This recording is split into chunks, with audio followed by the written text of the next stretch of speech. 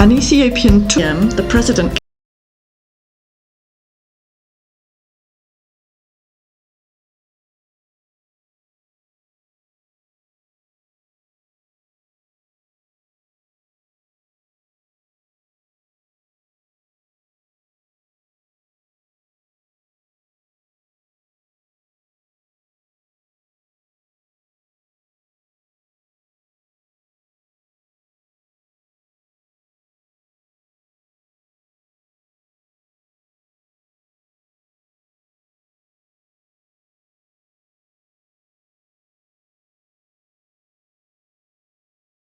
the Ethiopian Tourism Commission, Ethiopian Tourism Organization. I was with the Ethiopian Investment Commission.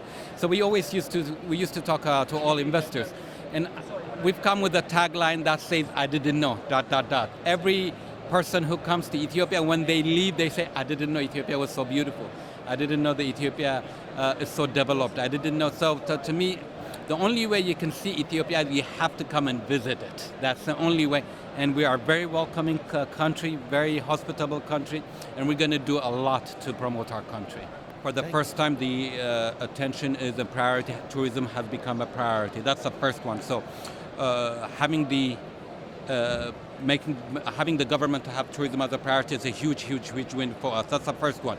In terms of challenge, nobody outside Addis infrastructure has not been built. Hotels, services, and everything. The good thing is our partner, Ethiopian Airlines, has a lot of airports everywhere. Apparently, from what I understand, we have the largest number of airports in Africa within domestically. So we have to take advantage of that. So we're working very closely with the Ethiopian Investment Commission. We're working very closely with the Commissioner Ato Fitsum to come up with incentive packages to develop the destination areas, whether it's Lalibela, the south, Harar City. So these are all the things that we're figuring out. Number 3 is capacity building.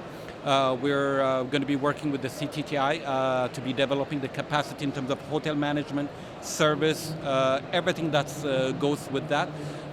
As a matter of fact, when I go back from London to Ethiopia, one of my priorities is to be meeting the CEO of the CTTI. And then the 4th one is we were going to be working with the Ethio Telecom to improve the internet access. And if you look at it from a number perspective, last year we had 900,000 tourists that came to Ethiopia. 86% of them were business travelers in Addis. 86, that's a huge number. So for us, our focus, number 1 focus is going to be the business traveler. As you know, right now, it just got approved the e-visa for all business travel from certain selected countries. That's a huge win with us. That was done with the partnership with the Immigration Security and the Ethiopian Airlines. So bottom line is that biggest challenge for us has always been the infrastructure, but it has become a focus. We're working with the various investors, domestic investors, foreign investors to come and invest in Ethiopia, and I truly feel confident in a very short period of time we will solve that problem. Former UK Olympic athlete Richard Nerurkar also attended the WTM this year, as he and his partner Girma have set up a new tour operation, Tadele Travel, that offers a wide range of holidays, including cycling tours that take place on the new tarmac roads that wind through the mountains of Tigray. Now, as director of Tadele Travel, we do offer running tours. Ethiopia is a running country. Addis Ababa, I always say it's the world's running capital. And so we're bringing tourists out to do the Great Ethiopian Run and also the Hawassa Half Marathon in February. So we have a section of our tour packages which are directed at sports tourists, cycling tourists, running tourists, hiking, and then we also are just taking tourists out to do cultural historical tours. How do you see Ethiopia in general so far, your experience and everything? How do you see it? Well, when I think of Ethiopia, I think of friends. I do. I think of Haile, who's a very good friend. I think of that's Haile Gebrselassie. I think of the good friends that I still work with at Great Ethiopian Run, who they were my work colleagues, but they are my friends. I think of so many friends that we had and still have as a family. My wife is working very closely with a lot of Ethiopians working in the medical research field at the Ministry of Health and at Black Lion Hospital and at the School of Community Health. So I think, you know, when we have warm feelings about Ethiopia, we're thinking of people. Of course, we love being in Ethiopia. We come to Ethiopia a lot, even though we're now living in the UK. Ethiopia is like our second home. So when we're back in Addis, it feels like we haven't left there. And now, you know, we with the tourists, we move around the country. So we take people to Lalibela, we take people to Tigray for cycling, and Ethiopia still feels like home, and it still gives us, you know, those very special feelings, which comes from the many years that we've spent and lived there.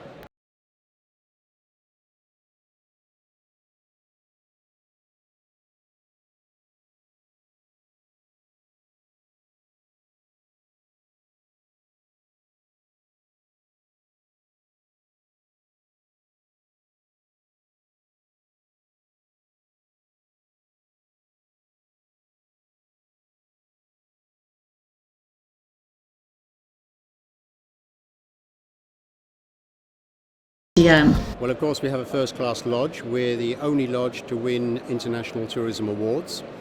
In 2015, we won the SKAL Award for Sustainable Tourism, and we also came second in South Africa last year in the same thing, the Responsible Tourism Awards.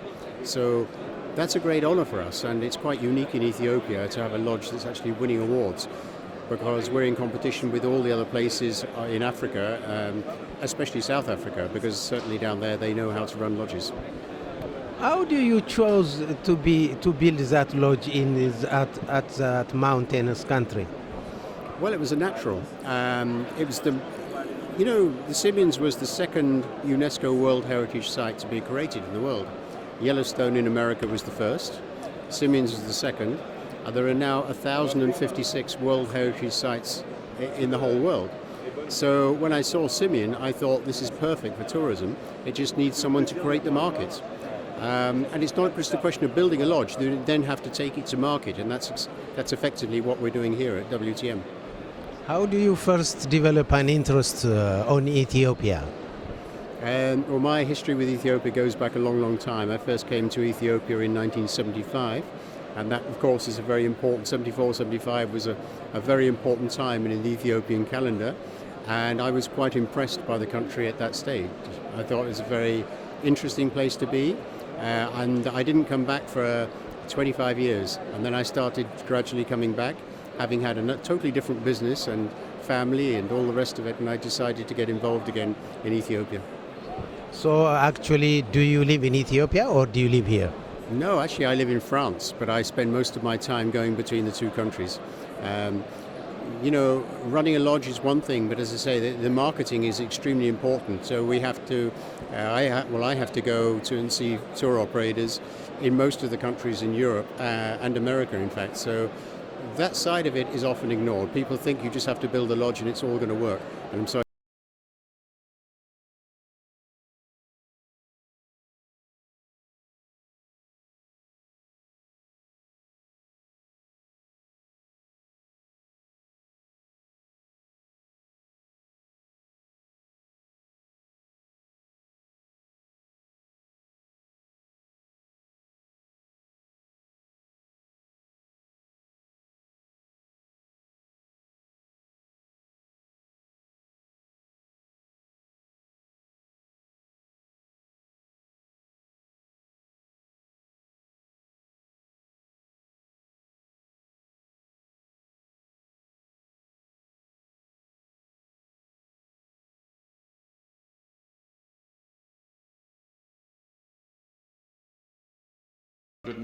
low-cost airlines, where we audit and evaluate everything from the company's website, but really the main parts are from the airport experience, the on-board experience, and we are looking to define a set of standards, not only that work internationally on a global platform, but also the fact we look to see what good characteristics of the country come through in terms of the flag carrier service.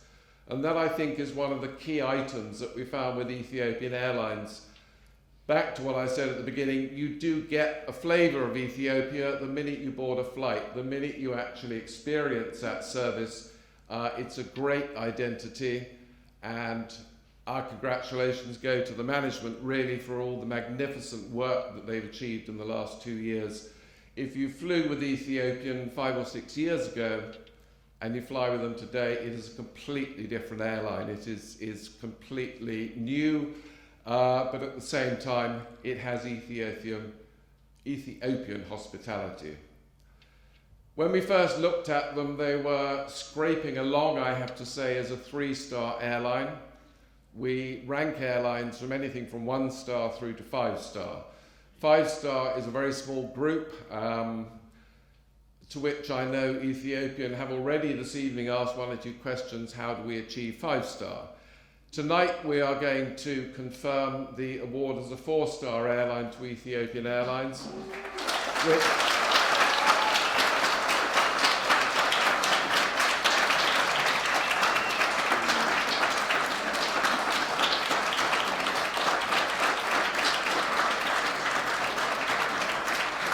I think to put it in context, it brings them up very much to a top global standard. When we look around Europe, Lufthansa, Air France, KLM, at present BA, are all 4-star airlines. So and similarly across Asia, still many 4-star airlines.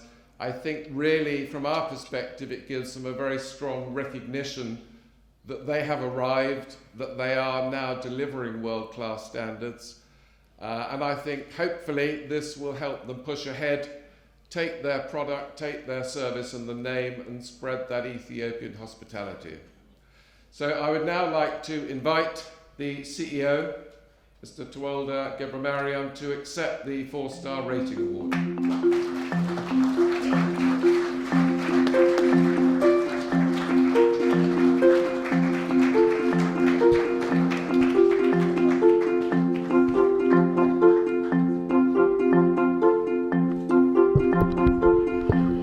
CEO of Ethiopian Airlines Group, Tewolde Gebremariam, accepted the award and spoke of the progress that the airline has made in recent years, connecting Africa to the rest of the world, playing a significant role in the growth of the tourism industry and the expanding economy. Ethiopian Airlines flies to 56 African cities and over 100 countries worldwide, across 5 continents, and serves 22 domestic destinations too. And today we see Ethiopian Airlines operating in a very challenging environment in Africa, whereby almost all airlines are suffering losses, shrinking in size, but the only airline which is registering profits and growing very fast at around 20% per annum. This is all because of its hardworking employees. So, coming back to the success story, in 2010, we have introduced a long-term strategic roadmap called Vision 2025. The airline industry is very tough. It has one of the toughest economics in the world. So you don't see an airline with 15-year strategic roadmap in either part of the world. But we have learned this from China. And in our 15 years long-term planning, Vision 2025, we have aimed to transform the airline to an aviation group with 7 business units and to generate more than $10 billion annual revenue. Having to it today, we have exceeded most of the parameters ahead of time. And today we are generating around $3 billion per annum annual revenue. And all are aligned to continue with our Vision 2025 to make the airline one of the leading airline group in the world. Last September, thus far we have been getting awards as the largest airline, the best airline in Africa, the best cargo airline in Africa, the best customer service in Africa. But for the first time in September, we've got a new award as Airline of the Year in Africa and the Middle East. And Middle East has quite significant airlines like Emirates, Qatar Airways, Etihad, and Turkish Airlines. We are competing with these airlines, and thus far we are very happy with the performance. Ethiopia has a lot of perception issues, which have come from the bad days some 30, 40 years, but unfortunately, they seem to be retained in people's mind. So forget the perception and come experience the reality. The reality is quite different from perception. We have been launching a transformation in the tourism sector, and a lot of work has been done to bring hotels, tourist services up to global standards. Today we have 5-star hotels in Addis, not 1, 2, or 3, more than that. And Ethiopian Airlines is also building 5-star hotel with 373 rooms around the airport, which will be ready in the next 4 or 5 months. And we are also planning to build hotels around the tourist destinations. So when you come to Ethiopia, you'll get global standard services. But unfortunately, the mainstream media has it still Ethiopia in the back days, projecting Ethiopia in the back days. But I think tourists will be better served when they come to Ethiopia and experience the reality. So,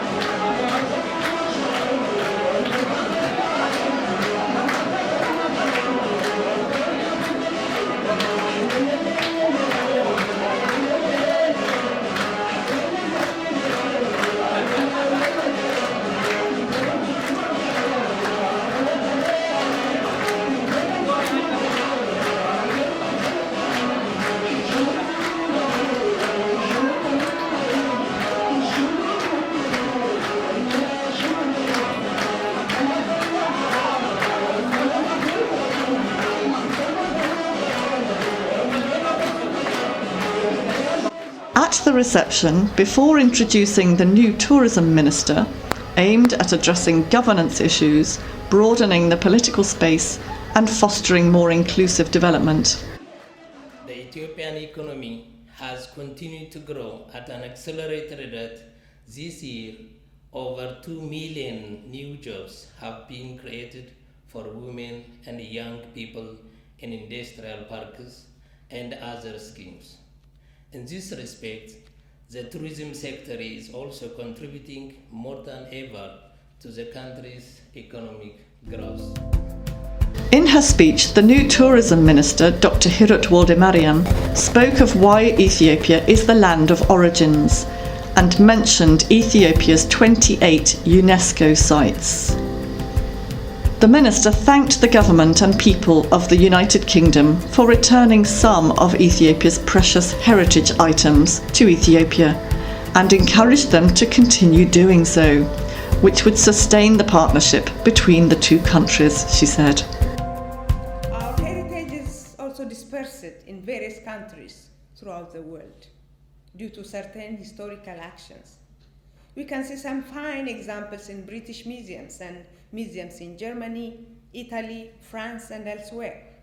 Please allow me to thank the government and people of UK for returning some of this precious heritage to Ethiopia. We hope that with the goodwill of the people and the government of the UK, we'll see other similar heritage items to get back to their original home. Given our long-standing people-to-people tie, we would love to have an Ethiopian cultural center here in London. That would be the perfect venue for UK citizens and children of the Ethiopian diaspora to experience Little Ethiopia and stay connected to their roots. Ladies and gentlemen, as I mentioned it earlier, the UK is currently the vanguard development partner of Ethiopia.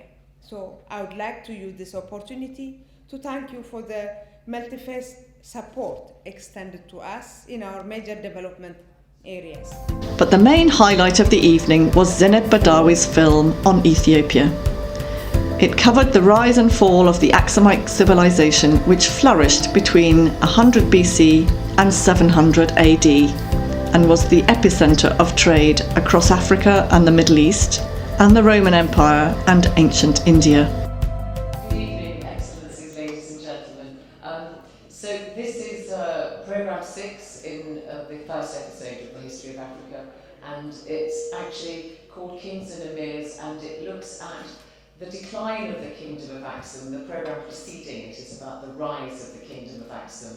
But I think, as everybody said earlier on today, Ethiopia, Africa, has a wonderful history that's either been denigrated or overlooked, and I hope that this series has in some measure helped redress the situation by showing that Africa and Africans have a wonderful history of which they can truly be proud. So I hope you'll enjoy it and see you later. With the recent increase in tourist numbers, tourism promotion is now a significant part of Ethiopia's economic diplomacy activities. The sector will continue to offer employment to a growing number of Ethiopians. Ethiopia's future is bright, and its people are working hard for the realization of a new, democratic, viable and prosperous nation.